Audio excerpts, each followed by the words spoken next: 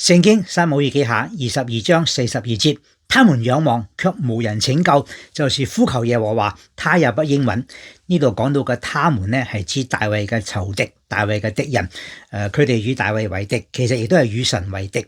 可能佢哋攻擊神。當佢哋需要求神嘅時候，需要呼求嘅時候，仰望冇人拯救。我諗我哋都經歷過咁樣嘅問題，係嘛？喺人生嘅裏邊都有困難，但係好似冇人幫助我哋。但係我哋信耶穌嘅，我哋有耶穌基督幫助我哋。或者你話我冇敵對神喎，咁你有冇信耶穌啊？如果你唔信耶穌，係咪都係站喺一個與神對立嘅一個對敵嘅一個嘅崗位嘅位置裏邊呢？求主幫助我哋，快快相信耶穌，信耶穌好得無比，讓佢能夠帶領我哋、拯救我哋、幫助我哋。我係鄧英善牧師。